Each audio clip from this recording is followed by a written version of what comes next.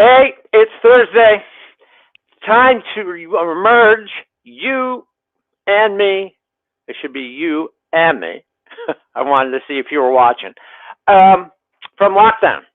So let's do 5 minutes of moving, getting a little sweat going, getting some blood circulating, make the muscles work a little bit, connect your brain to your body, breathing, the whole stuff. So let's start with what I was just doing. Here's the cross crawl. So everybody up from your chairs, come on. It's only 5 minutes. Everyone's got 5 minutes. And if you haven't had dinner yet, this is perfect just before dinner. Work up a little appetite, right? For something, hopefully it's something good. So if you can't touch your elbow like this with a nice, pretty straight back, meaning if you have to bend, hunch over, then don't touch your elbow, touch your forearm. And you'd be surprised if you do this long enough, the muscles here start working. You start waking up. We're going to do a couple things, well, more than a couple things. Work the legs, work the shoulders, your abs a little bit. Here we go. We're going to warm up a little more with some rotations. This is all in your hips, right? I want you to watch my feet. While we do this, notice one foot, let's go. That takes the stress off your low back, right? Now take your arms and let them come with you. The farther out you take your arms, the more resistance you're going to feel. Keep going. I'm just changing the camera so you can see me from top, right? So I got my eyes on my hands. Go at a speed that's, you can do. Use those hips. Don't throw your arms around. It's driving back and forth with your hips. And you're connecting the hips up to the shoulders. Just the way your body likes to work. Now we're going to take one arm up like so, like you got a sword in your arm. Then you're going to, using your hips, take these hips around and swing the sword down and around and right back up like this. Keep your eye on your imaginary sword blade. Imagine it's one of those big medieval swords that are weigh like 20 pounds and you're trying to swing that. My hip is taking the sword down. The other hip takes it up and away. Get a nice stretch up here. 3 more. Turn and look back if you're good with it, right? You keep your other hand on your hip, and let's switch to the other arm. Ready? Almost like a one-arm golf swing, right? Your hips are carrying it. So your hips are working on the downstroke and the upstroke. Whoop. Keep your eye on your hand. This is called a diagonal chop. You can do it with 2 arms too, which is almost a better stretch right here, to tell you the truth. And one more on each side. Here we go. Diagonal chop with 2 hands. One, and switch. The other side, 1. Notice there's a balance component to that too. Good stuff. Okay, let's get a bench or a chair. Put your hands on the bench or the chair. For some of you, just holding like this might be plenty. Now, this is not holding. Let's get our abs involved here. So get yourself straight as you can. Notice I'm not sagging, right? My head's not sagging either. I'm straight and tight. Got it? Okay. Let's do a few push-ups.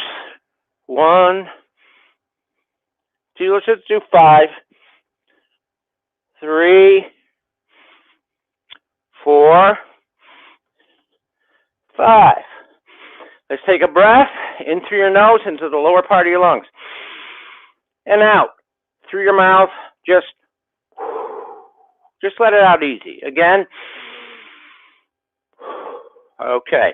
Now take your hands on the chair Notice I got a nice 90-degree bend in my hips, making kind of like an L shape. We're going to do some hip extensions. So left leg first. Let's take your leg up and back down. Notice my keeping my knee straight when I do this. I'm not kicking super fast. Put a little strength in there, so slow it down. See if you can avoid twisting open like this and face your knee, your head, your chest to the chair, to the floor. I mean, your knee can bend a little bit. Keep going. Back of that leg starts getting a little tired. Don't go too fast or too far. Your hamstring might cramp.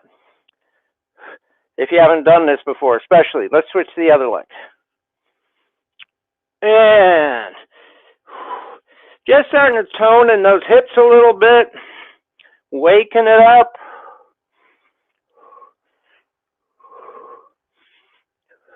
And we got one more to finish. This is the finisher. If you've got a sturdy chair or the bench, here's what we're going to do. We're going to step up on the chair, then step off the chair with the other leg. Keep the foot that you just had on the chair, keep it there. Don't bring that down. Then take the foot up, leave this the other foot. Let's do it by, I'll do it by feet. So right foot on the chair, left foot on the floor. Step both feet up. Left foot on the chair, right foot on the floor. Left foot lifts you. Now we switch to right foot. If it's too high for you, you'd need to find a lower surface. Make sure that it's a sturdy chair, please, and the floor is not slippery, please. Use common sense. So I'm going to go 10 times. 2, 3, 4, 5, 6, 7, 8, 9, and 10. Okay, that got me in a, I'm warmer. I can feel my heart rate's elevated. Blood flow's better. My breathing has changed. So let's just do a big breath. Inhale. Bottom lungs, right? Bottom of the lungs. Let's try it again. Through your nose.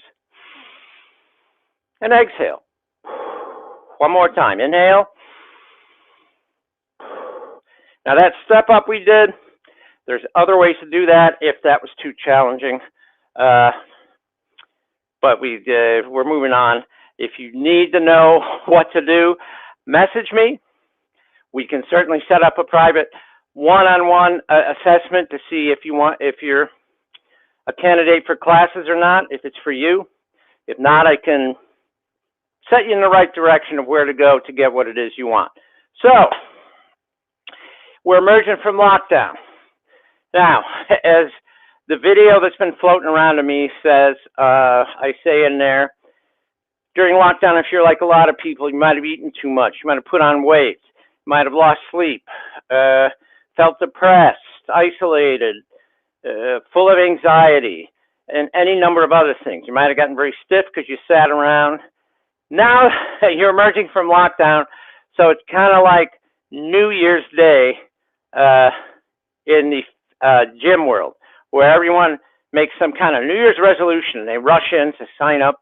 I'm going to get in shape. I'm going to do this. I'm going to do that. Best intentions, I'm sure, up here somewhere, best intentions. But as we know, that doesn't hold true for most people. Some never go. Some go with the best intentions for a week or two and fall off. Some are just in and out, never really getting anything going. There's a lot of ways you can sabotage yourself. I was reading an article the other day, and from a trainer, a very good one, and I've noticed the same thing with myself and with many people that have come into my studio or that I've trained or worked with. Very common problems. How we sabotage ourselves up here a lot of times. So here we're going to talk about the 5 things. I'm going to mention 5 things that will sabotage you, stop you, that you have to look out for. So here we go. If you're emerging from lockdown, you have a goal, and there's nothing wrong with goals. Let's say you want to lose 20 pounds, you want to put on some muscle, you want to get in shape, whatever that means. Number one is do not do too much too soon. All right? Now, this is a big problem. Often people come in and they want to really get going. They've seen some YouTube videos, let's say. And they've seen people, maybe you see the end result. You see people that have been working hard for years and years and can do some of this crazy stuff. But that's not you.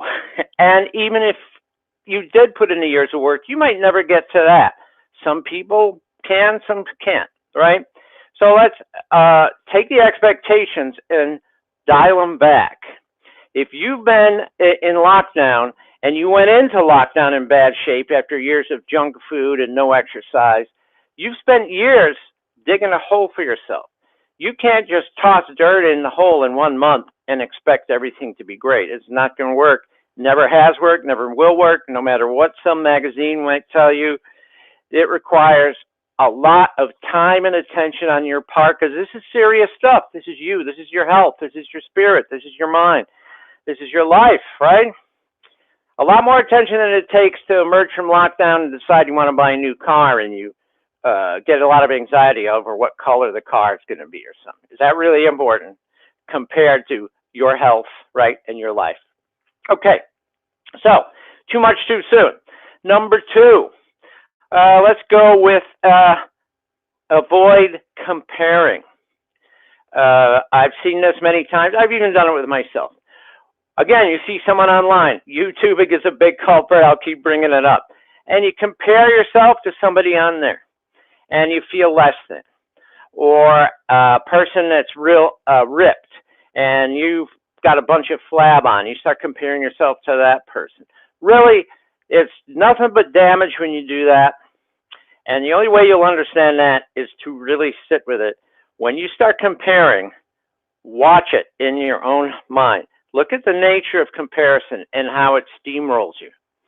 I'm going to give, we don't have a lot of time for examples, but here's what you do with that. Take comparison and compare to yourself. So often a student comes into the studio, let's say someone pushing 60, and they're in pretty bad shape. And on the first day, we got to go easy. Like I said, too much too soon, right? I said, go easy here. Over time, you know, be able to build up and you can do more what they're doing over there. And some people get it and some people don't, right? But compare. So I asked, and then I'll ask that person that had that first workout that first day, let's say 6 months later, they're doing so much more. They've made such a good advancement because of the third one I'm about to mention. And I asked them to compare themselves to how they were on that first day. Look at those little incremental improvements you make. We're emerging from lockdown, yes, but all the rules still apply. And the third rule is be not just persistent, but consistent. If there is a killer, a roadblock, a way that people sabotage themselves the most, it's maybe this one, consistency. I've seen consistent people who aren't the most naturally gifted blow away people who are more gifted, let's say physically, but they're not consistent, right? They come in for 3 sessions, then they're gone for a month. Then they come in once and they're gone for a week. You're never going to get anywhere like that. But the consistent person is, even when they hit the plateau, let's say you have a goal, you want to be able to do a pull-up, let's say. Sometimes women come and want to do a push-up or a pull-up. They say, I've never been able to do it before. And sometimes, you know, these women in their 50s, and it can be done, but it requires tremendous consistency over a long period of time, which brings me to number 4, which is being impatient. Be careful of this one. We've all been there. I've been there through the years.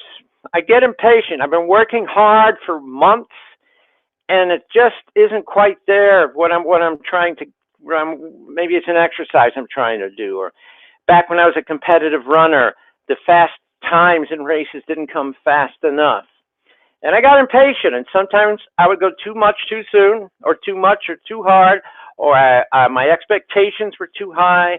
And I thought, well, I'm tough. I can take this. I'm starting to feel a little something in my knee. I'll just take it easy, but I think I can go through this. And then, several weeks later, it's a full-blown injury or something else. Then I had to completely stop running and training. So impatience. Let nature take its course. It might take. People ask me, how long will this take? I said it takes as long as it takes. That's the best answer I can give you. And the last one is discipline. Here's what the meaning of discipline really is. When I said that word, did you have a little fear in your heart thinking, oh, discipline? That means a lot of sacrifice and willpower. Forget about that kind of stuff. What we need here with this discipline is some passion. And here's what I mean. The word discipline, the root of that word is disciple, which means disciple wants to understand. Really, discipline means understand. You need to understand what it is you're doing, but understand you yourself, because this thing is you. Your health is you. It's not a separate thing from you. But if you look inside and really watch it, you might almost see that they're like divided somehow. Maybe there's a different idea for health, a different idea for fitness, and they don't go together very well. So you have this goal, which is great if you have a goal. But a goal is an idea, and an idea is not the fact that you're observed. So what you want to do is understand the fact about yourself. Of course, one way to do this is the mirror test, the famous mirror test. Strip off all your clothes, stand in front of a full-length mirror for a couple minutes, and watch what goes on in here. Watch yourself without a lot of prejudices and old ideas that you're bringing in, and judgments and neurosis and all this stuff. You look at yourself in the present moment as you are. And maybe, if you're lucky enough, you might even eventually say, not looking too good.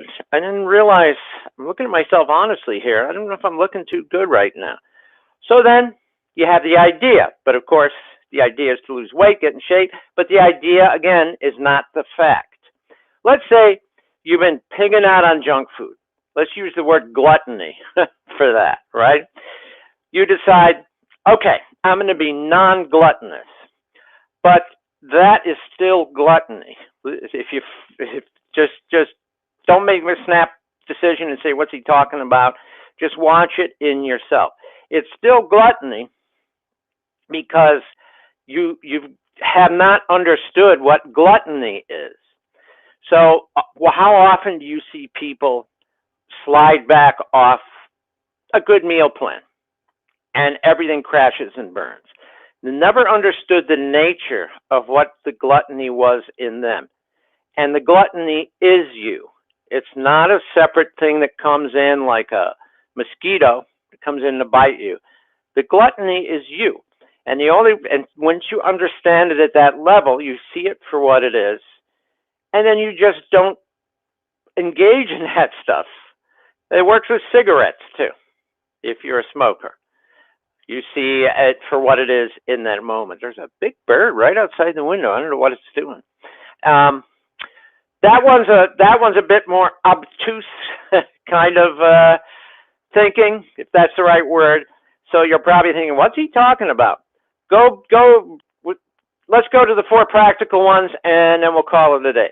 First one, too much too soon. Watch out for that one. Sabotage. Second, comparing yourself to others. Big, once you see the danger of doing that, I mean, see it at that inner level, I think it will help you just shift things inside you to a different way. Who cares, first of all, what anybody thinks? Who cares what the magazine picture looks like of somebody that's 20 years younger than you that looks all svelte and photoshopped and whatever else? Don't compare except to yourself and your progress, okay? 3, patience. I can't have patience. The old saying goes, patience is a virtue. Well, it also will help you be healthier. And four, what did I not say? Dalton, which one didn't I say? Oh, consistency. That's it. Inconsistency. Stay consistent. If anything, this is the one that'll get you where you want to go, no matter how long it takes. And the last one, the discipline one, discipline is understanding. Start understanding what you are and watch these things as they occur without bringing in all your learned ideas and prejudices. See it for the fact that it is. What is the nature of this thing that's sabotaging you? And if I wrap that all up in a big ball of passion, that last one, you see that not just with your brain. This is a holistic thing. You can, when you're really paying attention, you can feel what that does. You can sometimes, something that there's some fear, and you see it for that split second before you even think. There's that little something, there's a sensation, and you look at that sensation. What is this thing? You know, you just kind of see it for what it is. I know it's getting a little spacey. So, all these things with passion, it's the process.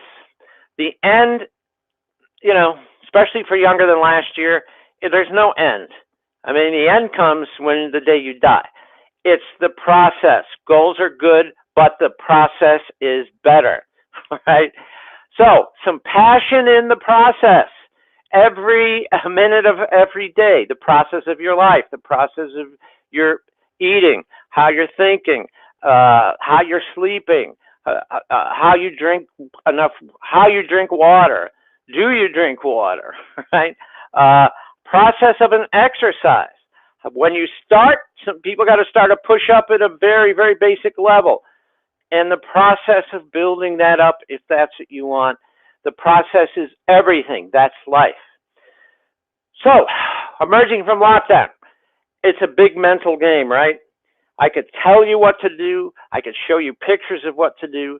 But if you're not paying attention here and in here, then here, you're fighting yourself. You're sabotaging yourself.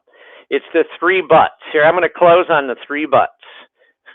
Well, you spend a lot of time sitting on this butt and joints getting bad and our system shutting down and getting less and less healthy and kind of aging quicker. That's butt number one. Butt number two is up here. This also sits there in a chair a lot. Becomes very, very, very mechanical, stuck in the same ideas and things. Stop and watch it. And third is this one. This is the passion. That's the whole. That's everything. Put them all together, those three butts, and you got something. You got buns of steel. So we're going to close out with an exercise here. I think I'll do some more push-ups. So join me if you want, and let's you and I do one thing each day to be younger than we were last year. And wait, before I go, if you want to learn how to do this better, if you want to learn this more detail, if you want to hear me blab on about this a lot, you can go to the website youngerthanlastyear.net. What kind of owner?